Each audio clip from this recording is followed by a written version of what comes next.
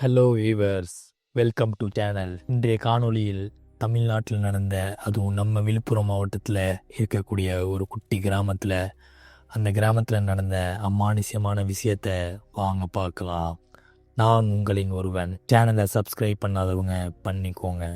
அப்போ தான் இந்த மாதிரி அமானுஷ்யமான நடந்த உண்மை சம்பவங்கள் கேட்டு தெரிஞ்சுப்பீங்க. இந்த சம்பவத்தில் ஒரு குடும்பத்துடைய தலைவர் வயக்காட்டுக்கு வேலைக்கு போய் மதியம் எப்போதும் போல் வீடு திரும்பாமல் அப்படி அங்கே என்ன நடந்திருக்கும் அதை பற்றி நாம் பார்க்க போகிறோம். அவருக்கு ஒரு மனைவி இருந்தாங்க. கணவருக்காக மதிய உணவு எடுத்துகிட்டு போயிருக்காங்க. வர வழியில் அந்த கர்ப்பிணி பெண்ணுக்கு அவருடைய கணவருக்கும் என்ன நடந்தது வாங்க பார்க்கலாம். சுவாரஸ்யமாகவும் த்ரில்லிங்காகவும் நான் உங்களுக்கு அப்படியே காமிக்கிறேன். இது போன்ற ஏதாவது உங்களுடைய வாழ்க்கையில் சம்பவங்கள் நடந்திருந்தால் கமெண்ட் செக்ஷனில் கமெண்ட் செய்யுங்க. இந்த அமானுஷமான சம்பவம் நான் ஏற்கனவே சொன்ன மாதிரி தமிழ்நாட்டில் இருக்கக்கூடிய விழுப்புரம் டு சென்னை திருச்சி நெடுஞ்சாலையில் அரசூர் என்ற சொல்லக்கூடிய ஒரு இடத்தை கேள்விப்பட்டிருப்பீங்க. அந்த பகுதிக்கு அருகில் நடந்த சம்பவம் தாங்க இது. வாங்க பார்க்கலாம். இந்த நிகழ்வு சுமார் 1985 காலகட்டத்தில் ஒரு வயசான தாத்தா பாட்டிக்கு நடந்த அதிர்ச்சி ஊட்டும் நிகழ்வுங்க. அப்படி அவங்களுக்கு அங்கே என்ன நடந்திருக்கும்? அரசூர் என்ற கிராமத்தில் அங்கே வாழ்ந்துட்டு வந்திருக்காங்க. அவங்களுக்கு 3 வாரிசுகள். அது மட்டும் இல்லை, சிவனேசன் என்றவுடைய அம்மா அப்போதான் கர்ப்பத்தை தெரிச்சிருக்காங்க. அவங்க தாத்தாவுடைய பெயர் சுப்பையா. நான் ஏற்கனவே சொன்ன மாதிரி 3 குழந்தைகள், இப்போ 4வது குழந்தை. இந்த 4 குழந்தைகள் அப்புறம் தாத்தா பாட்டி வாழ்ந்துட்டு வந்திருக்காங்க. இந்த சுப்பையா என்ற நபருக்கு 4-5 ஏக்கரில் பரப்பளவில் வயல் மற்றும் தோட்டம் இருந்திருக்குங்க.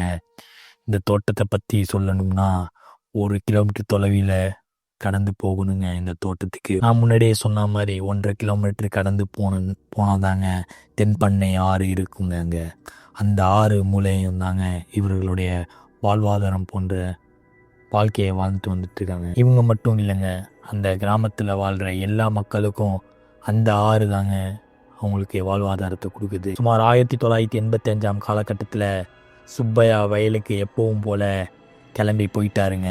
காலையில் உணவை வீட்டிலே சாப்பிட்டுட்டு போயிருக்காருங்க. மதியம் சாப்பாடு கொண்டு வரட்டுமா கர்ப்பிணி பெண் அவர்களுடைய கணவரிடம் கேட்குறாங்க. அதற்கு அவங்க கணவர் சொல்கிறாங்க, வேண்டாம், நீயே கர்ப்பத்தாச்சு பொண்ணாக இருக்க, நானே வரேன்னு சொல்லியிருக்காங்க. தென்பண்ணை ஆறு தாண்டி தாங்க தோட்ட வேலைக்கு போகணும். மணியும் சரியாக 12 ஆகுது. அப்புறம் மணி 1 ஆகுது, 2 ஆகுது. கணவர் வீடு திரும்பலை. மனைவிக்கு மணி ஆக ஆக பதட்டம் உருவாகுது. எப்போதும் சீக்கிரம் வர கணவர் ஏன் இன்னும் வரலே அப்படின்னு பதட்டம் அதிகமாகுது. அந்த கர்ப்பமான பெண் அவர்களுடைய கணவர்கள் மதிய உணவை கொண்டு எடுத்து போயிட்டுருக்காங்க. பெரும்பாலும் உச்சி வெயிலில் கர்ப்பிணி பெண் வெளியே வர வேணான்னு சொல்லுவாங்க. எதையுமே பொருட்படுத்தாத கர்ப்பிணி பெண் கண்மணி ஆற்றை தாண்டி போயிருக்காங்க. இதில் முக்கியமான விஷயம் என்னன்னு பார்த்தீங்கன்னா, அந்த ஆட்டை ஒட்டி தாங்க அந்த ஊருடைய சுடுகாடு இருக்குது. அதை காரணமாக வச்சு தான் சுப்பையா வர வேண்டாம்னு சொல்லியிருப்பார்.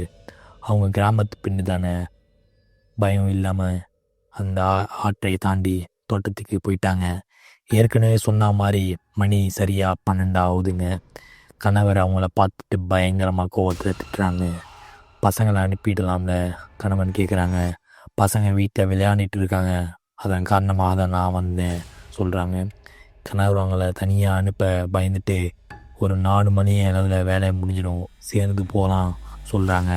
அதற்கு அந்த கர்ப்பிணி பெண், பசங்க இன்னும் சாப்பிடாமல் இருக்காங்க, நான் போகிறேன்னு கிளம்பிட்டாங்க. வர வழியில் அந்த சுடுகாடை தாண்டி நேராக வீட்டுக்கு வராங்க. அதற்கு அடுத்து தோட்ட வேலையெல்லாம் முடிச்சுட்டு 4-4:30 போல் வீடு திரும்புகிறாரு கணவர். மணியும் சரியாக 7 மணி ஆகுது. கண்மணி கிச்சனுக்கு போய் சமையல் வேலையை ஸ்டார்ட் பண்ணுறாங்க. அப்போது கண்மணிக்கு அவங்க யாரோ பின்தொடர மாதிரி ஃபீல் ஆகுது. டக்குன்னு திரும்பி பார்க்குறாங்க, யாருமே இல்லை. அது மட்டும் இல்லாமல் கிச்சனுக்கு வெளியே யாரோ அவங்கள பார்க்குற மாதிரி ஃபீல் ஆகுது அவங்களுக்கு. கண்மணி என்ன நினச்சிட்டாங்கன்னா, கர்ப்ப காலத்தில் பயம் பதற்றம் மாதிரி வருவது சாதாரணம் அப்படின்னு அலட்சியமாக விட்டுட்டாங்க. சமையலை முடிச்சுட்டு ஹாலில் கொஞ்சம் நேரம் ரெஸ்ட் எடுக்கலான்னு போகிறாங்க. கண்மணி அவங்க வாழ்நாளில் பார்க்காத ஒரு விஷயத்த அப்போ தான் அவங்க பார்க்குறாங்க.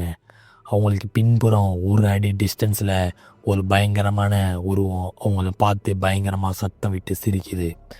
அந்த உருவத்தை பார்த்த அந்த பெண் ஒரு அடி கூட நகரில் ஸ்டன் ஆகி பார்க்குறாங்க. ஒரு சில நொடியில் கண்மணி பயங்கரமாக சத்தமிட்டு கத்தி மயங்கி விழுகிறாங்க. அப்போது திண்ணையில் இருந்த மக்கள்லாம் வீட்டுக்குள்ளே வந்து பார்க்குறாங்க. அந்த பெண் மயங்கி கிடக்கிறத பார்த்த மக்கள் தண்ணீரை தெளித்து தூக்கி விடுறாங்க. அந்த நேரத்தில் கண்மணிக்கு பேச்சு மூச்சு சரியாக வரல. அப்புறம் சில நிமிடத்தில் நினைவுக்கு வராங்க. கணவரை கட்டி பிடிச்சி பயங்கரமாக அழுகுறாங்க. கணவர் அவங்கள சமாதானம் செய்கிறாங்க. கர்ப்ப காலத்தில் இது மாதிரி விஷயங்கள் நடக்கிறது இது சகஜம் அப்படின்னு சமாதானம் பண்ணுறாங்க. அதுவும் உண்மைதாங்க. தேவையில்லாத விஷயத்துக்கும் பயப்படுவாங்க. இல்லூஷன் மாதிரியான விஷயங்களுக்கு கர்ப்ப காலத்தில் பெண்களுக்கு கண்ணில் தெரியும். அப்படி தான் கண்மணியும் மற்றும் அவங்க கணவரும் நினச்சிட்டு இருந்திருக்காங்க. கற்பனை தாங்க அப்படின்னு தன்னைத்தானே சமாதானம் செய்கிறாங்க கண்மணி. நாளுக்கு நாள் அந்த உருவம் அவங்கள பின்தொடர்றது கண்மணிக்கு தெரியுது. கணவர்கிட்ட சொன்னால் கணவர் நம்ப மாட்டுறாரு. ஒரு வாரம் சில வாரம் போகுது. இதுவரையும் பார்த்திடாத விஷயத்த அன்னைக்கு தான் மிக பயங்கரமான விஷயத்த கண்மணி பார்க்குறாங்க. அது என்னன்னு அடுத்த வர வீடியோவில் சொல்கிறேன். சேனலை சப்ஸ்கிரைப் பண்ணாதவங்க பண்ணிக்கோங்க. பார்ட் 2 வேணும்னா கமெண்ட் செக்ஷனில் கமெண்ட் பண்ணுங்கள். நான் உங்களின் ஒருவன்.